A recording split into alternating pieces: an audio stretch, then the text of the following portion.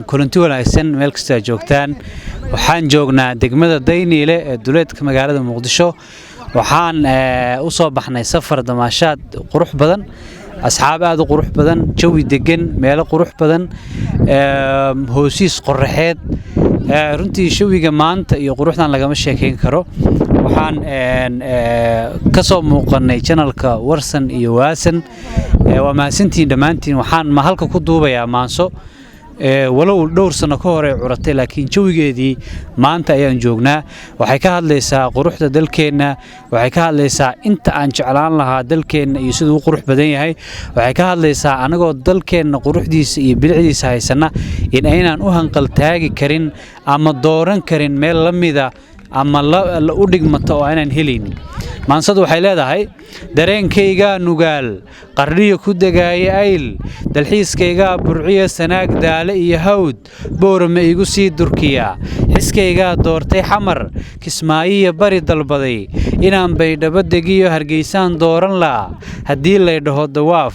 halkay gobonnimadu taal garow waan u dooran laa dar allebay iyo bokool dubaaqayga ka hela sanaag caradeeda dihin dhulkiyo geyigeeda duxan deegaanada bilicda wacan daqiiqad naftaan ka dhixin inaan dego saylac iyo waxaan ku dadaalayaa inaan da'yartii togdheer ceelsheekh ku dabaalano xeebtii boosaaso degan damaashaad ugu baxnaa dugsiga cilmi boodharee dadkoo idin raadiyaan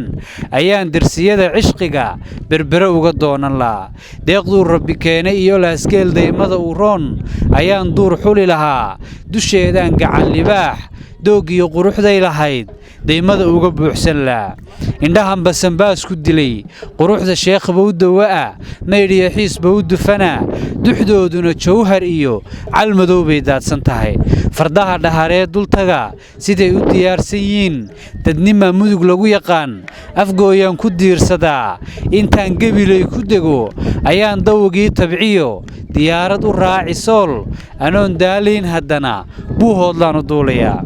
haddana waan soo dib noqon doogii biyo kululo iyo laasqoray ku dekaynayaa haddana ii soo durkiya dalxiiska sacaadadiin damaashaadkii hobyiyo jamaame dadkiisa bilan xaafuun ma dibdhigi karee miyaan dahab iyo adduun ku doorsan karaa taleex hadaaftima dahabsanay dubkaygii baa tahee sidaan kuu dayn karaa raxmadda badhan daadsanay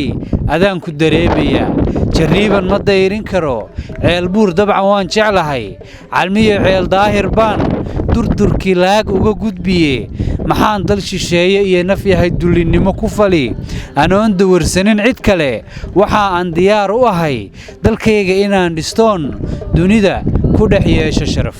waa mahadsantihiin quruxda kabanka bilicda damaashaadka deganaanta iyo quruxda aan haysano ilaahay ha noo siyaadiyo dhammaan saaxiibadan iga dambeeya ee kabanka iyo quruxda ay tumanaya waxay ka mid yihiin dhalinyaradii labeenta magaalada Muqdisho oo ku dalxiisaya duleedka magaalada Muqdisho nabadda iyo quruxda Allah ha noo siyaadiyo assalaamu calaykum wa rahmatullaahi wa barakaatuh